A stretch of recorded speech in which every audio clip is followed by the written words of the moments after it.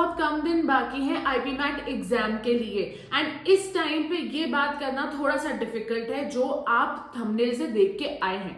लेकिन believe me, अगर कोई आपसे ये कहता है ना कि अगर आपकी इंग्लिश अच्छी नहीं है तो आईपी मैट का सपना छोड़ दो, तो वो गलत है, क्योंकि आप थोड़े ही समय में इतनी अच्छी इंग्लिश अपनी डेवलप कर सकते हैं कि आप कोई भी एग्जाम क्रैक कर सको। अगर आप इस वीडियो को पूरी तरीके से देखते हैं एंड नोट्स बनाते हैं एंड उनको उसके बाद इंप्लीमेंट करते हैं, the 3 things that you have to do today, watch this video, make notes and implement those notes. अगर आपने सिर्फ इतना कर लिया ना तो आपको कोई नहीं रोक सकता है आईआईएम इंदौर पहुंचने से। चलो, तो आज हम जानने वाले हैं कि वर्बल एबिलिटी का कट ऑफ हमें कैसे क्रॉस करना है। तो सीधी सी बात है यार, ऑब्वियस सी बात है कि वर्बल एबिलिटी का कट ऑफ क्रॉस करना थोड़ा सा डिफिकल्ट होता है, जबकि आप लोगों को बहुत इजी लगता है। आपने अभी तक उस चीज को टोटली इग्नोर किया क्योंकि आपके पास एक बिगर एलिफेंट है एंड दैट इज क्वांट्स। तो आप ये सोच रहे हो कि भाई पहले क्वांट्स कंप्लीट कर लेते हैं, क्वांट्स का सब कुछ कर लेते हैं, थोड़ा सा बेटर प्रैक्टिस पहुंच जाएगी तो इंग्लिश तो कभी भी हो जाएगा, क्योंकि बचपन से पढ़ते आ रहे हैं, इट्स इजियर। लेकिन नहीं, it's not easy. If you still ignoring it, you are wrong. सबसे पहले स्टार्ट करते हैं कि हम एलिमेंट समझ लेते हैं वर्बल एबिलिटी के। 3 एलिमेंट्स है, first is comprehension, second is vocabulary and third is grammar. आपको मालूम है कॉम्प्रिहेंशन मतलब रीडिंग कॉम्प्रिहेंशन, वोकैबुलरी में आपको मालूम है किस तरीके के क्वेश्चंस आते हैं एंड ग्रामर में भी मुझे बताने की जरूरत नहीं है। इन केस आपको ये चीज नहीं मालूम है तो आज आप पता कर सकते हो। देखो, इस चीज को समझने के लिए there are 2 ways that you can do it. ठीक है, पहली बात तो सिलेबस चेकआउट कर लो, लेकिन किसी भी फालतू साइट से सिलेबस चेकआउट मत करो। अगर तुमको सिलेबस चेकआउट करना ही है तो ऑफिशियल वेबसाइट पे जाके सिलेबस चेकआउट करो। एंड सेकंड कि आपको जो पास्ट ईयर क्वेश्चन पेपर्स हैं, इनको सॉल्व करना चाहिए। आप इनको सॉल्व करोगे, आपको एकदम एग्जैक्टली समझ में आ जाएगा कि पहली बात तो सिलेबस क्या होता है, दूसरी बात पैटर्न क्या होता है। ऐसे कि आपको पीवाईक्यूज तो सबसे पहले सॉल्व करने चाहिए, उसके बाद you should start your. So let's start with reading comprehension. Reading comprehension is not at all difficult. Yes, but there are terms and conditions applied. अगर आप रीडिंग कॉम्प्रिहेंशन को इस तरीके से करते हैं जैसे मैं आपको बताने वाली हूं, तो आपके लिए रीडिंग कॉम्प्रिहेंशन इतना इजी हो जाएगा कि आपके फुल मार्क्स भी आ सकते हैं।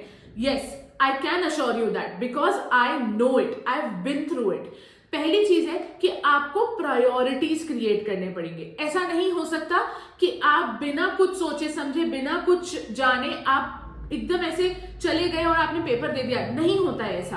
आपको प्रायोरिटीज क्रिएट करने पड़ेंगे जब आप रीडिंग कॉम्प्रिहेंशन कर रहे हो। इसीलिए the only tip that I give everyone, that I swear by, is the QPO method. ठीक है, और मैं आपको वो क्यूपीओ मेथड भी अभी जल्दी फटाफट समझा देती हूँ। पहले आप क्वेश्चन पढ़ोगे क्योंकि वो आपकी प्रायोरिटी नंबर 1 है।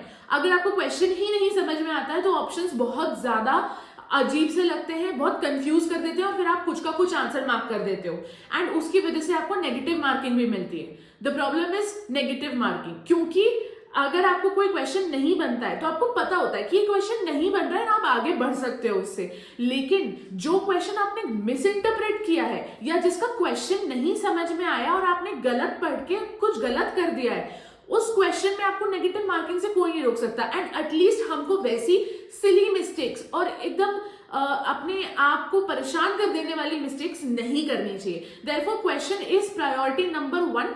इस प्रायोरिटी को बहुत अच्छे से अपने दिमाग में बिठा लो कि भाई पैराग्राफ में पढ़ूं ना पढ़ूं, क्वेश्चन मुझे बहुत अच्छे से पढ़ना है। आई नो आप सोच रहे होंगे कि बेसिक क्वेश्चन होता है what is the central theme of the passage, main theme of the passage. ऐसा नहीं होता है। कई क्वेश्चन ऐसे होते हैं what is not one of the what ever. तो जो नॉट वर्ड है आप उसी को भूल जाते हो, आप उसी को छोड़ देते हो।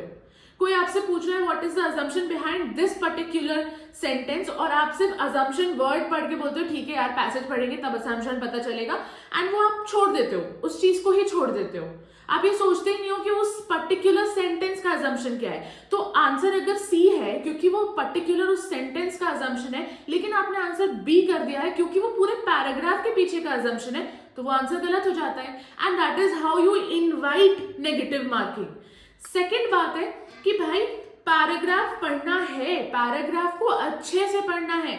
स्किमिंग एंड स्कैनिंग सिर्फ उन्हीं लोगों को के लिए काम करती है जो एविड रीडर्स होते हैं, एंड हम लोग एविड रीडर्स नहीं हैं। लेट्स फेस इट टुडे कि हम में से कोई भी एविड रीडर नहीं है। अगर आप ऑलरेडी अभी एक स्टूडेंट हो तो ऐसा नहीं हो सकता कि आप आईपी मैट की भी तैयारी कर रहे हो, अदर सोर्स मतलब प्लान बी के लिए भी सोच रहे हो, प्लस आप स्कूल की भी पढ़ाई कर रहे हो एंड आपने बहुत सारी नॉवेल्स पढ़ी हुई हैं।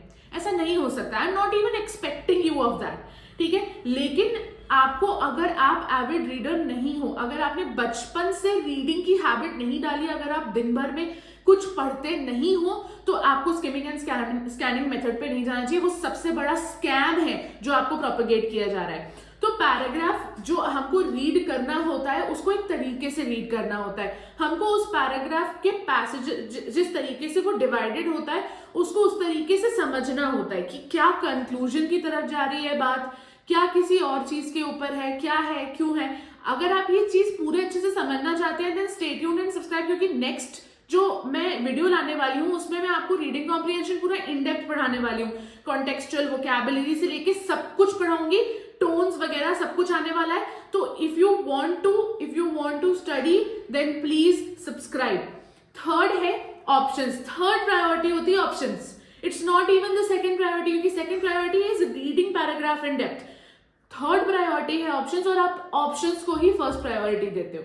आप ये सोचते हो सारा गेम ऑप्शंस का है, नहीं। ऑप्शंस में आपको सिर्फ और सिर्फ एक ही टेक्निक यूज करनी है। If you are, and that too, सही बात है, इफ यू आर कंफ्यूज्ड, अगर आप कंफ्यूज नहीं हो तो आपको ऑप्शंस में भी इस टेक्निक को भी यूज करने की जरूरत नहीं। आपको आराम से आंसर मिल जाएगा if you read the question rightly and if you read the paragraph correctly. अब देखो, जो ऑप्शंस हैं इनको आपको एलिमिनेशन के तरीके से पढ़ना है। आपको एलिमिनेट करना है तीन ऑप्शंस को, ताकि आप एक चौथे ऑप्शन तक पहुंच सको, ठीक है। Don't go for anything other than this. अगर आप कंफ्यूज्ड हो तो, अगर आप कंफ्यूज नहीं हो तो आरसी वाली क्लास में आपको पता चल जाएगा कि आपको बेसिकली कैसे ऑप्शंस को मार्क करना है या समझना है, ठीक है। नेक्स्ट आ जाते हैं हम वोकैबुलरी की तरफ।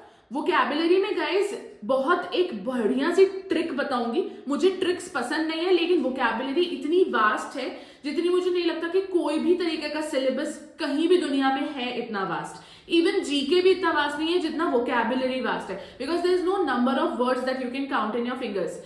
तो vocabulary is extremely difficult, that's why मैं थोड़ा सा ट्रिक्स के ऊपर जाती हूँ।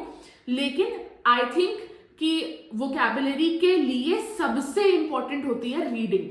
अगर आप रीडिंग करना नहीं सीखते हैं तो वो बहुत ही, मतलब इट्स टोटल गेम चेंजर, ठीक है। अब देखो, अगर रीडिंग करना है तो मैं ये नहीं बोलूंगी कि आज तुम अपनी सारी पढ़ाई वढ़ाई छोड़ छाड़ के, सब कुछ छोड़ छाड़ के नॉवेल्स रीड करना चालू कर दो, क्योंकि that is very unfair of me to ask you that kind of effort at in the middle of your academic thing, है ना। तो आपको क्या करना है, आपको नॉवेल्स नहीं पढ़नी है, आपको बहुत बड़ी बड़ी बुक्स नहीं पढ़नी है, आपको एकदम ऐसा नहीं बन जाना है कि आप एकदम एविड रीडर बन जाओ। एंड आप ट्राई भी करो एविड रीडर बनने का 1-2 महीने में, that's not possible. All you need to do is read newspaper, ठीक है। न्यूज़पेपर पढ़ो, एडिटोरियल्स पढ़ो, बेसिक, कुछ भी और करने की जरूरत नहीं है। डोंट गो एक्स्ट्रा माइल फालतू में, ठीक है। न्यूज़पेपर पढ़ोगे, 2 चीजें होंगी। पहली चीज होगी कि you will be ready for the verbal ability section, जिसमें रीडिंग कॉम्प्रिहेंशन में भी कई सारे पैसेजेस जो होते हैं वो न्यूज़पेपर से आते हैं। तो आप रीडिंग कॉम्प्रिहेंशन के लिए भी रेडी हो जाएंगे, आपकी वोकैबुलरी भी ठीक हो जाएगी बिकॉज आपकी रीडिंग की हैबिट लग जाती है। एंड थर्ड इज कि आपको बहुत ज्यादा हेल्प मिलेगी इन योर इंटरव्यू, क्योंकि पर्सपेक्टिव क्रिएट होने लगता है when you start reading a newspaper. Editorials जरूर पढ़ना, don't give up on editorials. And the trick is very much related to reading. जब आप कोई भी न्यूज़पेपर पढ़ते हो, देखो न्यूज़पेपर पढ़ने की भी एक ट्रिक होती है। अगर आपको बिल्कुल भी इंग्लिश रीडिंग में बहुत ज्यादा प्रॉब्लम होती है, बिल्कुल नहीं बनता है, तो आपको टाइम्स ऑफ इंडिया से स्टार्ट करना है। टाइम्स ऑफ इंडिया जब इजी लगने लगे तो इंडियन एक्सप्रेस पे जाना है, इंडियन एक्सप्रेस इजी लगने लगे तब द हिंदू पे जाना है। The Hindu is the best, मतलब सबसे भयंकर वोकैबुलरी उन्हीं की होती है। एंड देयरफॉर आई सजेस्ट कि आपको द हिंदू तो पढ़ना ही है before the exam reaches you. तो द हिंदू जब आप पढ़े हो या इंडियन एक्सप्रेस जब आप पढ़े हो तो आपको मिलेंगे बहुत सारे ऐसे वर्ड्स जो बहुत डिफिकल्ट होते हैं। उन वर्ड्स को रीड करो, उनका मीनिंग, और उनको कैसे आप एक सेंटेंस में यूज कर सकते हो, उसको डेली यूज में लाओ। कुछ नहीं तो जैसे आपने कुछ भी जो भी एक न्यूज़पेपर में वर्ड्स पढ़े हैं तो उन वर्ड्स को नोट डाउन कर लो किसी भी जगह पे and you keep a diary of those words. एक नोटबुक बना लो जिसमें आप पर डे वर्ड्स दिख रहे हो। जैसे 19 जनवरी है आज, तो आज मैंने 16 वर्ड्स न्यूज़पेपर में से पढ़े जो मेरे लिए या फिर तो न्यू थे या फिर तो वो मेरे लिए थोड़े से डिफिकल्ट थे टू अंडरस्टैंड, तो मैंने वो उनको लिख लिया अपनी नोटबुक में एंड दैट्स इट। इतना ही करना है, ठीक है। तो ये दोनों चीजें अगर आपने करना सीख लिया, परफेक्ट हो जाएगा। वैसे अगर आप सब्सक्राइब करते हैं आरसी के लिए हम मिलने वाले हैं आगे भी वीडियोस में, तो आपको मैं बहुत सारी चीजें समझाऊंगी। एक चीज होती है जिसका नाम होता है कॉन्टेक्सचुअल वोकैबुलरी, उसके बेसिस पे आपको बहुत मदद मिलेगी विथ रीडिंग ऑल्सो। मतलब जो आप न्यूज़पेपर रीडिंग करोगे उसमें भी आपको मदद मिलेगी, तो डू सब्सक्राइब। जो लास्ट चीज है वो है ग्रामर, ठीक है, जो मुझे लगता है कि हाँ हम सबको आती है, हमने सबने पढ़ी है ग्रामर, हम जानते हैं नाउन प्रोनाउन एटसेट्रा में सारे हमने जो बेसिक चीजें होती है हमको सब पता है, ठीक है। कोई हमसे पूछेगा हम उस चीज को डिफाइन कर सकते हैं, हम एग्जाम्पल्स भी दे सकते हैं, लेकिन जब उसके बेसिस पे एक्सरसाइजेस करने को आती हैं तब हमारा बंटा धार हो जाता है, तब हम बिल्कुल खत्म हो जाते हैं, तब हमको नहीं समझ में आता कि हमको क्या करना चाहिए, वो एकदम नीलबट्टे सन्नाटा हो जाता है। तो देखो ग्रामर से रिलेटेड किस तरीके के क्वेश्चंस आते हैं। पहली चीज है कि पैराजंबल्स आते हैं। पैराजंबल्स के लिए अगेन मैं आपको यहाँ नहीं बता सकती हूँ कि पैराजंबल्स के लिए क्या करना है, क्योंकि मुझे आपको पूरी चीज पढ़ानी पड़ेगी, ट्रिक्स बतानी पड़ेगी, और उसमें एक ट्रिक नहीं लगती, उसमें बहुत सारी ट्रिक्स लगती हैं, आपको समझना पड़ेगा उसको इन एंड आउट। तो मैं अभी इस वीडियो में नहीं पढ़ा सकती हूँ, but I can promise you कि अभी आने वाले टाइम में 4th या 5th video in this line आपको मिल जाएगा पैराजंबल्स का, and you will be able to solve parajumbles in a jiffy, ठीक है। The second one is sentence correction. ये भाई बहुत जरूरी है। इसके लिए आपको सिर्फ और सिर्फ इतना, मतलब आप ये सोचो कि आप अपने जो टेबल है पढ़ाई वाला उसके सामने एक पोस्टेट लगा लो, ठीक है। पोस्टेट पे लिख लो पार्ट्स ऑफ स्पीच के सारे नाम, ठीक है, सारे पार्ट्स ऑफ स्पीच के नाम लिख लो। एक दिन आपने नाउन पढ़ा तो नाउन को पूरा एकदम पूरा पढ़ना है, मतलब ऐसा नहीं होना चाहिए कि आपको एक भी ऐसा नाउन का टाइप है जो नहीं आता, जो नहीं समझ में आता, कोई पूछ ले तो आप नहीं बता पाओगे, ठीक है। उसको पूरा पढ़ लो। देखो ज्यादा से ज्यादा रिवीजन की जरूरत है, तुम पढ़ोगे ना तुम्हें लगेगा कि अरे ये तो पढ़ा हुआ है, लेकिन कुछ भी मिस मत करना, अच्छे से पढ़ लेना। चाहो तो YouTube पे भी बहुत फ्री सोर्सेज है जिसके बेसिस पे आप पार्ट्स ऑफ स्पीच पढ़ सकते हो, नहीं तो हमारा बैच भी ज्वाइन कर सकते हो, लिंक डिस्क्रिप्शन में। तो पार्ट्स ऑफ स्पीच क्या एक लिस्ट बना लो कि कितनी पार्ट्स ऑफ स्पीचेस होती हैं, और उस लिस्ट के हिसाब से अपनी टू डू लिस्ट में उनको ऐड करना चालू करो। आज नाउन प्रोनाउन पढ़ूंगा, कल एडजेक्टिव एडवर्ब पढ़ूंगा, ऐसे करके आपको पूरे पार्ट्स ऑफ स्पीच खत्म करने हैं, ठीक है। इस तरीके से ही अपन को ग्रामर करना पड़ेगा, that's the only plan that you can follow. But obviously अगर आप ये पूरा वीडियो देख चुके हो एंड अभी भी आपको ऐसा लग रहा है कि यार ठीक है वीडियो तो देख लिया, एक और वीडियो देख लूंगा, एक और वीडियो देख लूंगा और खत्म हो जाएगी आज की कहानी, तो आप गलत हो। आज आपने ये वीडियो देख लिया है, आज आप अगर नोट्स नहीं बनाए हैं अभी आपने इस वीडियो को देख के, तो अभी भी बना लो, ठीक है। अभी एक बार फिर से वीडियो रिप्ले कर लो, एक बार फिर से नोट्स बना लो, एंड नोट्स बनाने के बाद start making a to do list कि कल मुझे वर्बल एबिलिटी को, अगर मेरा वर्बल एबिलिटी का कट ऑफ मुझे क्लियर करना है तो मुझे कल से क्या स्टेप्स लेने हैं।